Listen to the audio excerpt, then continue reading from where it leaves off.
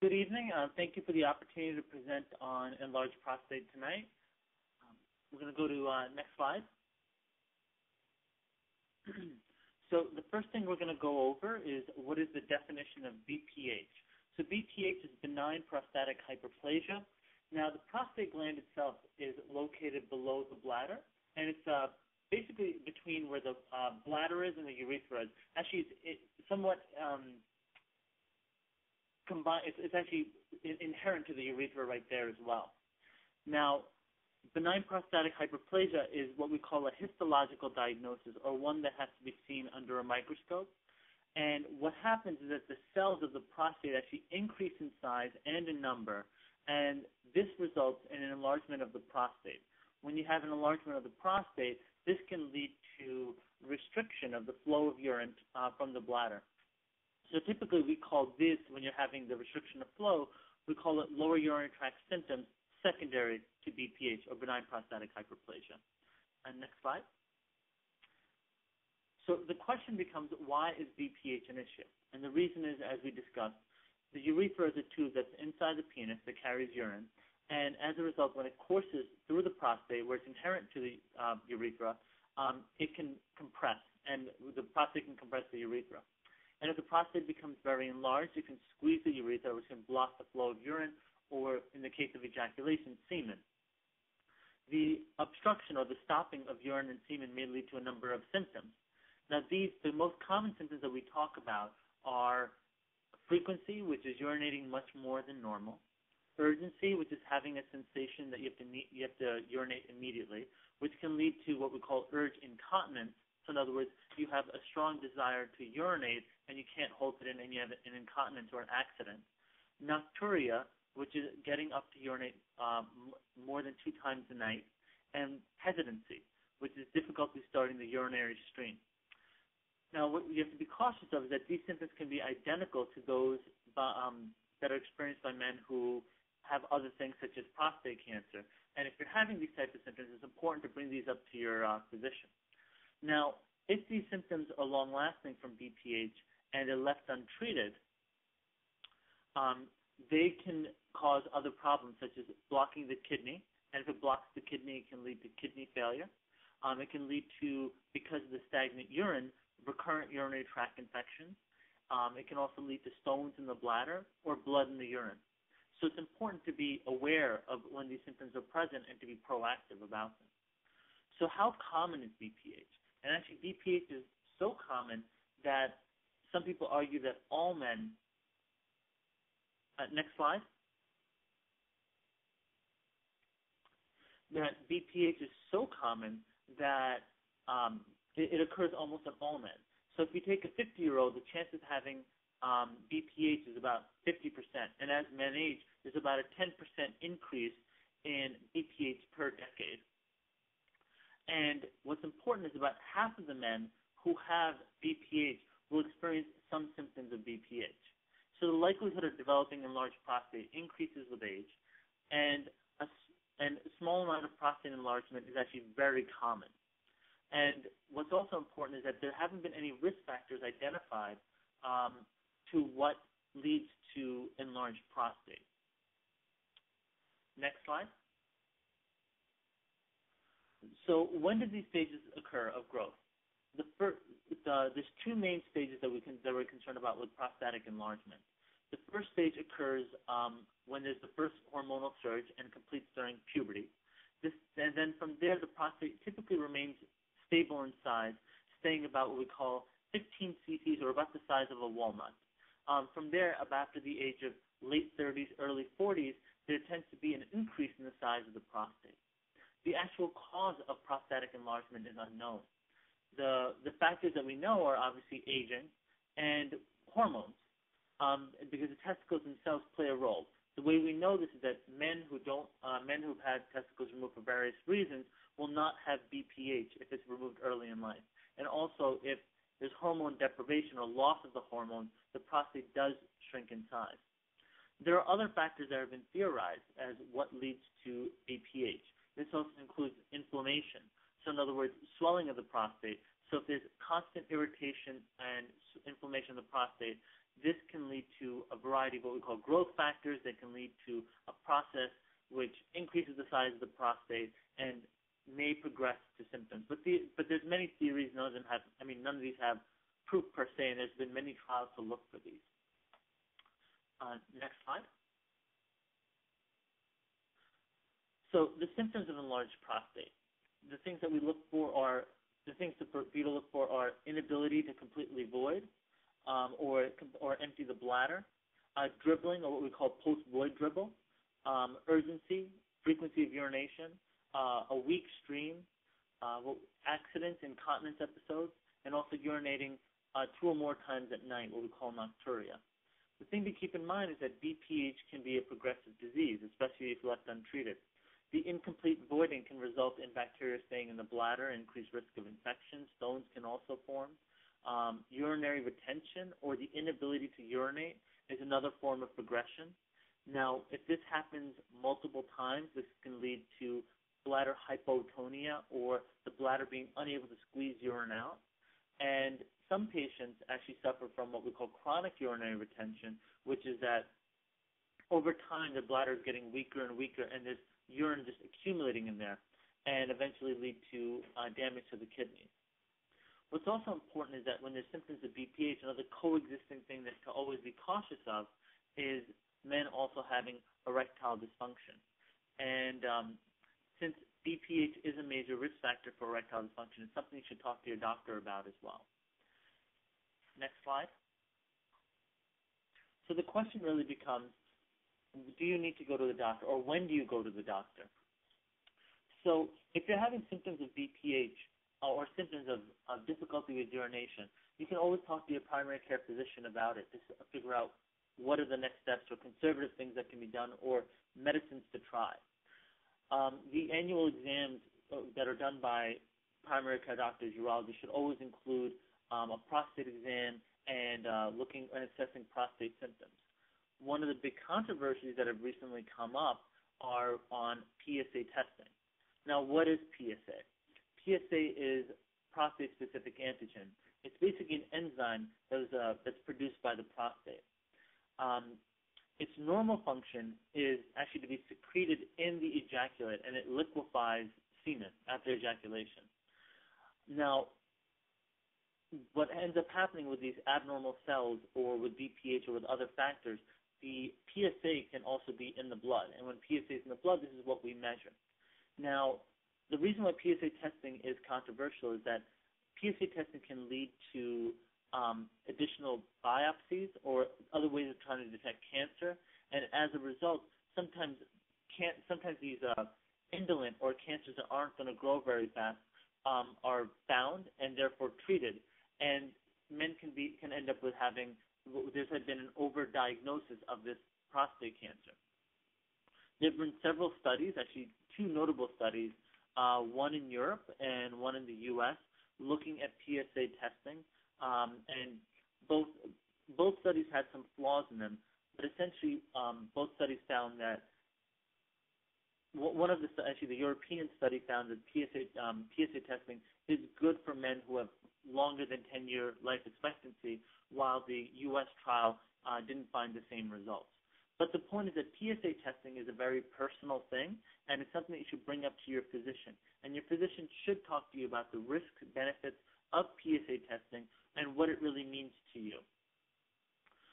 Now, other things that you should look for when you have BPH symptoms is that if you have some measures, if you've tried conserving fluids or different conservative measures, and you still don't have relief, after 2 months you really should think about seeing a physician. And also, if you're taking medications like antihistamines, or they can lead to more urinary problems. And the point is that these are things that you can bring up to your doctor and maybe find alternate ways of treating the same issues. Next slide. Okay. So what are the diagnoses and tests that are done for BPH? The first most important thing that a physician should do is get a detailed medical exam. The physician should proceed with what we call a general and a focused physical exam. And The physician should look for, obviously, anything abnormal, palpate the kidneys, or feel the back to make sure the kidneys aren't tender, also palpate or feel the bladder, and make sure that the bladder is impalpable. They should look for things like hernia, surgical scars, anything abnormal. After that, the next most important thing during a physical exam is always to include a digital rectal exam. And the reason being is that this is one of the ways to detect for prostate cancer. And it's an important assessment tool. In addition to that, all men should also get a urine analysis to rule out the presence of blood or rule out the presence of a urinary tract infection. And for some men, urinary tract infections can mimic the symptoms of BPH as well. The American Urological Association also recommends several other tests in evaluating men who present with complaints of lower urinary tract symptoms. One is a PSA, as recommended when life expectancy is greater than 10 years. In addition to that, it's also important to check a urine analysis and urine culture. The remaining tests of a cystoscopy, a flow rate, a post-void residual are things that are typically done after a first visit to sort of understand what other things are going on as well as diagnosing other issues. But those are important tests that can help diagnose BPH as well as manage BPH. Next slide. Okay. So when you go to your doctor to be assessed for BPH, they'll typically hand you what we call a standardized survey. The survey we have up here is an example of a AUA symptom score, or it's also called an IPSS, which is an International Prostatic Symptom Score. Both of these things help assess and understand symptoms. In addition to that, this survey has been validated in many languages and helps standardize how men are treated. So as I emphasized before, one of the big things when you're assessing patients with BPH, you should always include a past medical history and understand other things that might be going on, other things that might lead to bladder dysfunction, such as things like strokes or things like Parkinson's disease, multiple sclerosis, previous surgeries, or injuries to the area, or a history of any other prostatic diseases. Also, it's important to understand all the patient's medications, because like we had talked about before, there are medications that can lead to difficulty with urination. So it's important to look at all these factors as well, even when you're looking at a standardized symptom score. Now, with this survey, the scores can be categorized, and those with what we call mild symptoms have a score between 0 to 7. Those with moderate symptoms have a score between 8 to 9. Those with severe symptoms have a score between 20 and 35. Next slide. It's also important to realize that there are other confusing etiologies that can go on. Commonly, another thing that can be confused is OAB, or overactive bladder. Overactive bladder is symptoms that lead to the bladder being hyperactive or hypersensitive, and this leads to frequent urination. Now, these entities can coexist. There are people who have both overactive bladder as well as BPH, but it's important to understand that if these things do happen, that you bring these up to your physician, and don't make the assumption that one is the other. It's also important that you're referred to a urologist if you're dealing with someone who's very young, someone who has an abnormal rectal exam, a high PSA, a urine analysis that shows signs of infection, signs of blood, or signs of spilling protein or anything abnormal. Another thing to look for is men who've had history of instrumentation or a history of sexually transmitted diseases that could lead to stricture formation. Also, if someone's failed multiple medical therapy, it's important that they're referred to a urologist as well. Next slide. So now we're going to review some of the treatment options. Now, the treatment options for BPH is based on the severity of symptoms.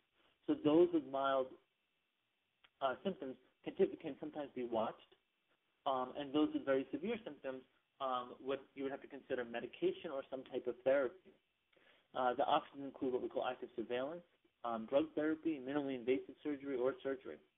And if you have BPH, it's really important that you have yearly exams or timed exams that allow someone to follow the progression of your symptoms and progression of standardized surveys to understand if things are getting worse, same, better. Also, someone's able to check what we call a post-void residual, or the amount of urine that's left behind, and also check the flow rate or how fast the urine comes out. These are all objective tests that allow us to follow patients and treat them well. Next slide. So one of the first treatments for BPH, now this is for men who have mild symptoms, in other words, a score between 0 to 7. And these men can be advised about behavioral modifications. These include restricting the amount of fluid that's taken in. In other words, drink to thirst, not to drink extra. Also, what we call timed voiding, so in other words, urinating every 2.5 hours. Also, you can use things like double voiding, so in other words, urinating once and then waiting a little while, then urinating again. This allows to empty the bladder. Now, observation can also be advised to those who aren't really bothered by their symptoms. So if you're not really bothered by things and you don't want to try a medication, it is reasonable to watch things for a while. But it's very, very imperative that these patients have reevaluations to avoid infections, the bladder stones, retention, blood in the urine, or anything that might cause abnormalities to the kidneys. Now, another very, very frequently used option is what we call phytotherapy, in other words, natural agents. The most commonly used agent is saw palmetto. Now, this agent has been studied very extensively, and most recently the chemist trial just came out, and it showed the results of a placebo-controlled trial looking at the use of saw palmetto in men with BPH symptoms. And there was no difference shown between placebo and saw palmetto. So both the European Association of Urology and the American Urological Association of Urology don't support the use of phytotherapy. But if you're interested in phytotherapy or using phytotherapy, make sure your physician knows about it. This way they can counsel you on its use and manage you accordingly. Next slide. So next we're going to talk about two of the most common agents. The most common and first-line agent, as recommended from the American Urological Association, is alpha blockers.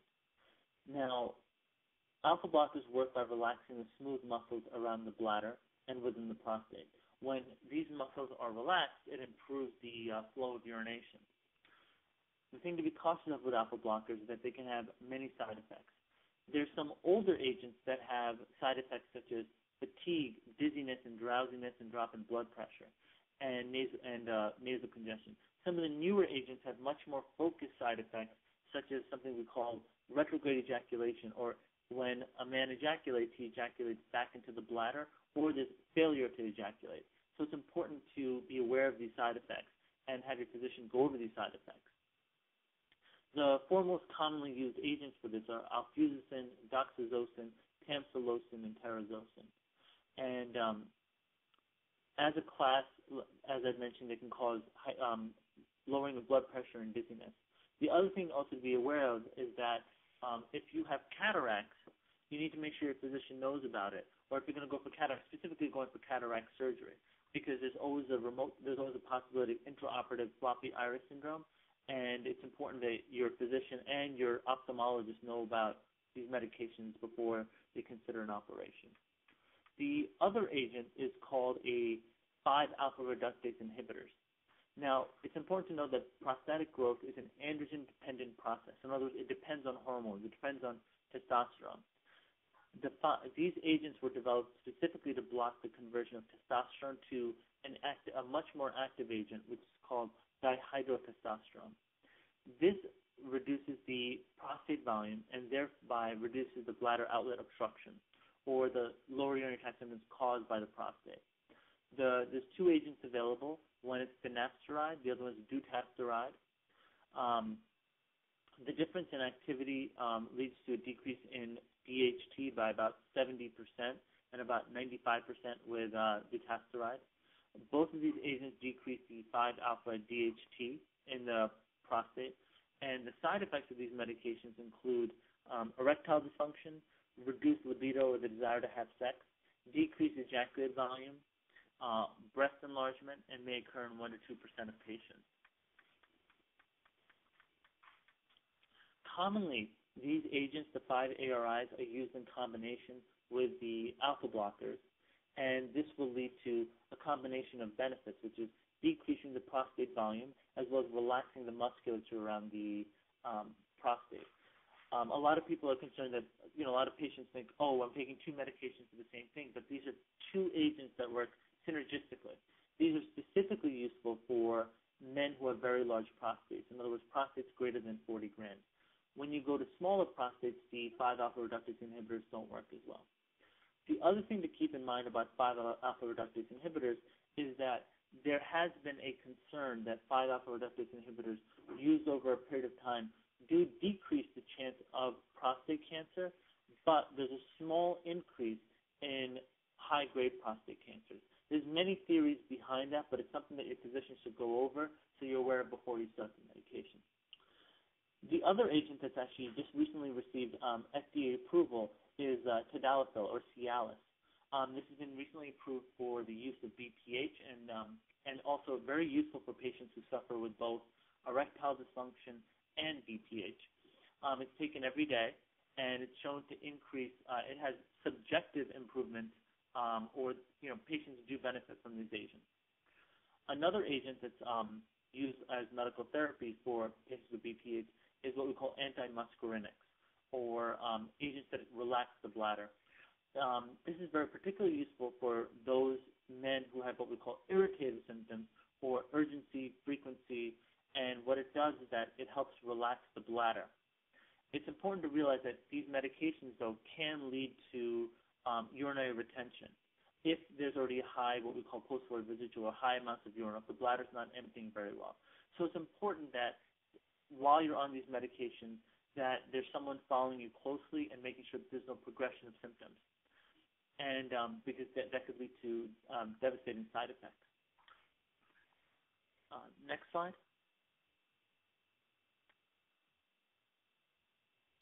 So other treatments that can be used for BPH, there's 2 main treatments, which is transurethral microwave therapy, as well as transurethral needle ablation. The urethral stent is not really used that much for BPH anymore. The studies on that have shown that it doesn't really help with the passage of urine. So the 2 main types for moderate or severe lower urinary tract symptoms are TUNA, which is transurethral needle ablation, as well as transurethral microwave therapy.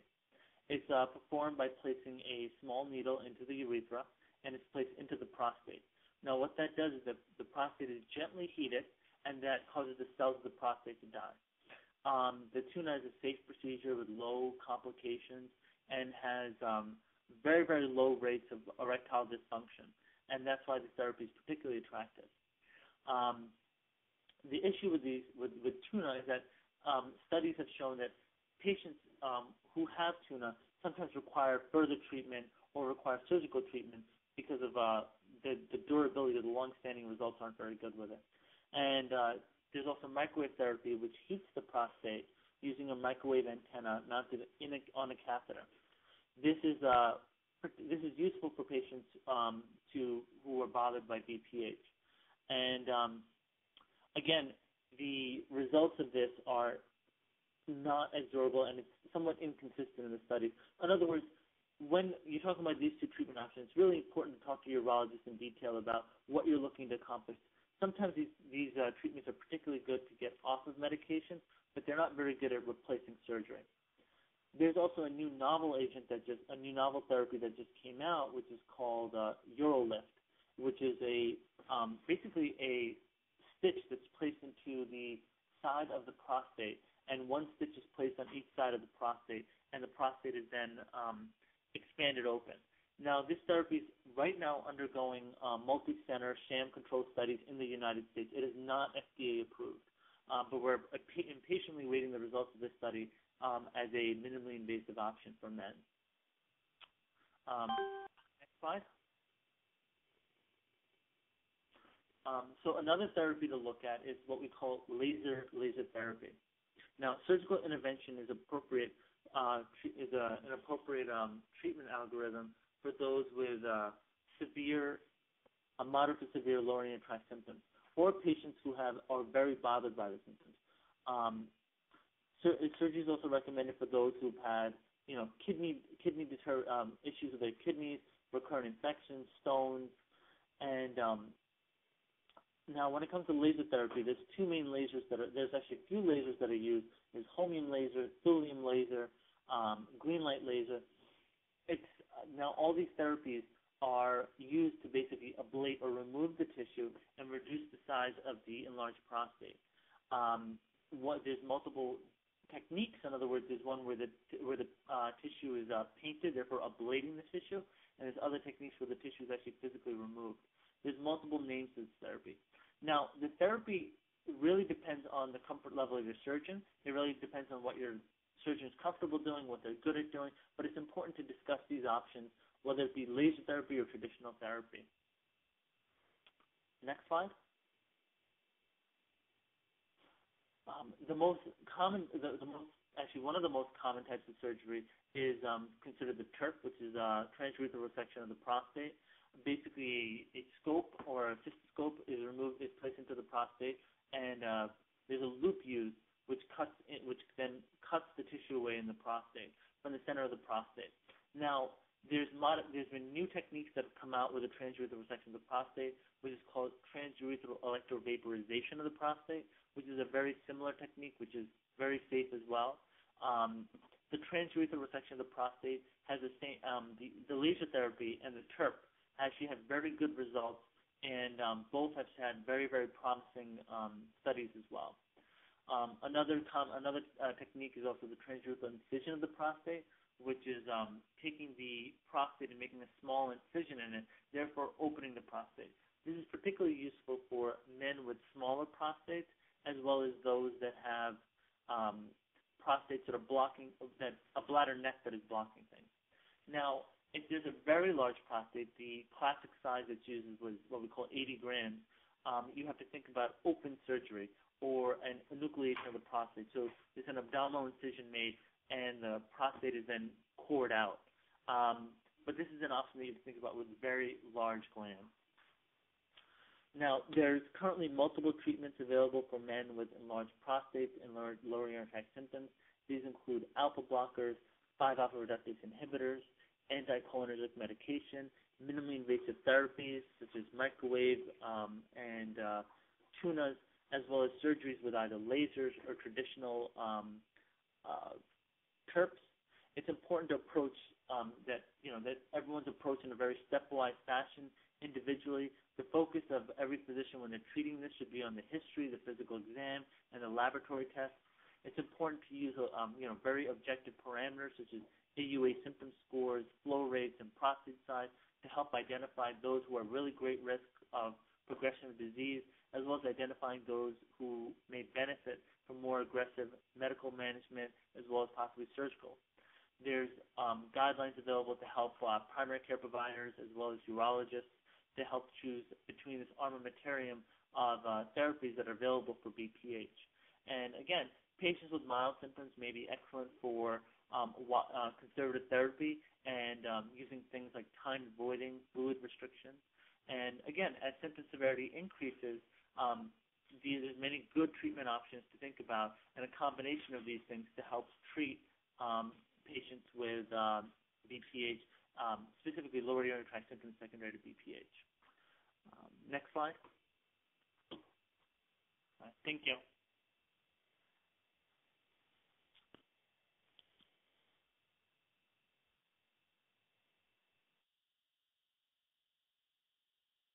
So the first question is, how do you tell the difference between BPH, overactive bladder, when you experience frequency, urgency, and weak strain? Now, this can be a particularly difficult problem, and the way to sort of approach this is in a physician's office, there's ways of checking things, something called flow rates, in other words, how fast the urine can come out, and also checking ultrasounds of the bladder. Now, with these two mechanisms, there's ways of understanding of patients who may have either BPH or overactive bladder. But again, keep in mind, these things can coexist. And also, there are people who have BPH and have what we call predominantly irritative symptoms. and as such, they have a lot of frequency or urgency, which is very, very similar to symptoms that occur with overactive bladder.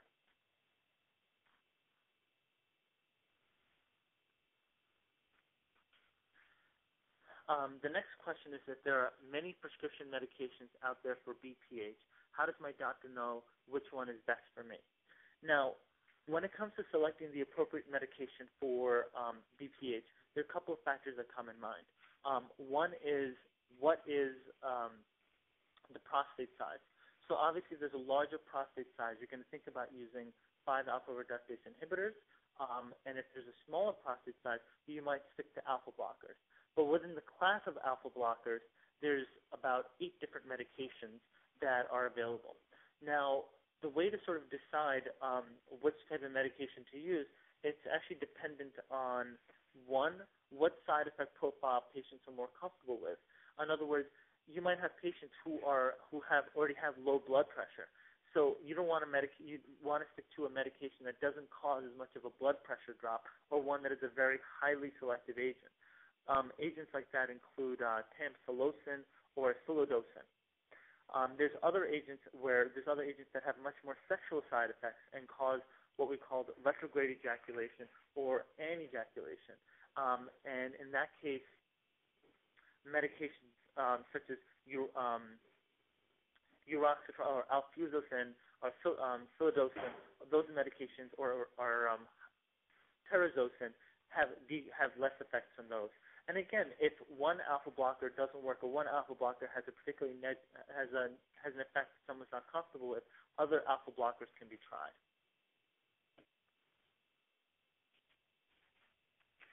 The next question is, I don't want to get a DRE. Is the PSA test just as accurate for determining if I have BPH?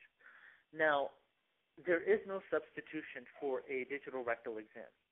The sensitivity of PSA for picking up cancer is a little bit better than 50%, so about 60%. And as such, it's really important to get a digital rectal exam because it completes the examination.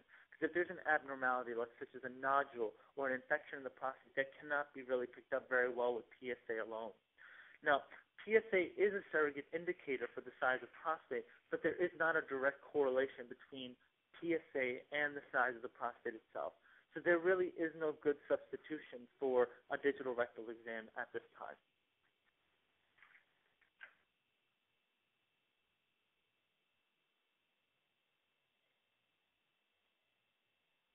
Okay. All right. The next question is, I've heard that prostate cancer risks are linked genetically to breast cancer. If a man's sister or mother had breast cancer, is he automatically at a higher risk for prostate cancer? Now, there has been specific gene pools specifically looking at BRCA1 and BRCA2 in breast cancer, which also is a risk factor for prostate cancer.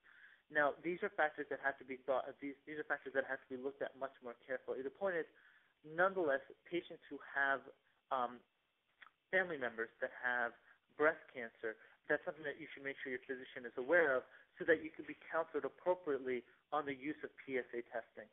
Again, the American Urological Association's recommendation is that all men with 10-year life expectancy should undergo PSA testing.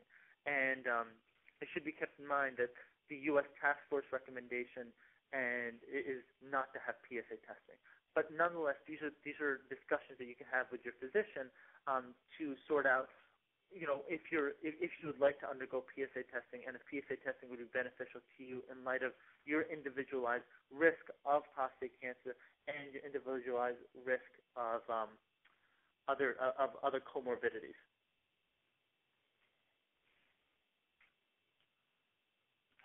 The next question is, what are the risks associated with a biopsy of the prostate? I've heard that incontinence can result. How accurate are biopsies, and are they really worth the risk? Okay, so first portion of the question is, what are the risks associated with a biopsy of the prostate? The risks that are commonly so first to describe what is a transrectal biopsy of the prostate. So there's a rigid probe that's inserted into the rectum. From there, a small needle is then inserted, and a small snippet of the prostate is then taken. Typically, there's somewhere between 12 to 14 snippets of the prostate taken. Now, the risks of the biopsy are bleeding from the rectum, bleeding in the urine, bleeding in the semen. The bleeding in the semen can exist for up to 3 months. Now, the infection that we're most cautious of is infection. So typically patients are given antibiotics. And those are the risks that we always have to be aware of with biopsies in general. Now, incontinence is extremely rare. Typically does not happen with a biopsy itself. The thing that we most commonly are worried about is an infection. Now, the next question is, how accurate are biopsies, and are they worth the risk? Now, biopsies are about 80% accurate at when you do a 12-core biopsy, and the risk-benefit ratio of the biopsy is something that you have to discuss with your physician. This has to do with the fact that when you're talking about patients who have elevated PSAs or abnormal digital rectal exam, there's a concern for cancer. Those tests alone are about 50 to 60% accurate for figuring out if there's cancer present or not. The only way to confirm if there really is cancer present is through a biopsy. Now, depending on your individualized risk as well as your other coexisting diseases, in other words, if you have a long life ahead of you, prostate cancer can be something that can harm that can harm you. And the point is that you need to be aware of all these factors that go in before deciding if a prostate biopsy is right for you. So it's something you really have to have a discussion with your physician to sort out.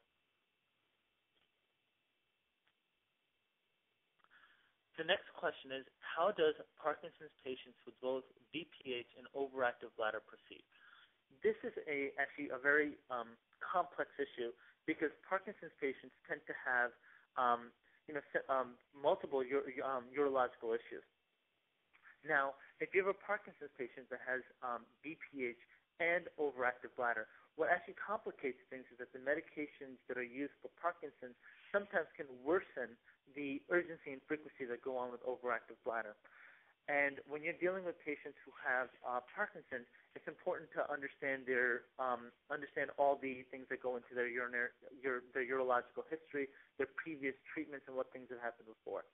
A lot of times patients with Parkinson's or multiple sclerosis need to be managed by someone who has expertise in voiding dysfunction, because they may require some specialized testing such as a cystoscopy to look inside the bladder, or sometimes a test called urodynamics, which is a test that allows us to fill the bladder, empty the bladder, and understand how the bladder functions, what is the capacity, if the bladder is blocked, unblocked, and that sometimes helps us sort out how to treat and help with the symptoms of both overactive bladder and BPH.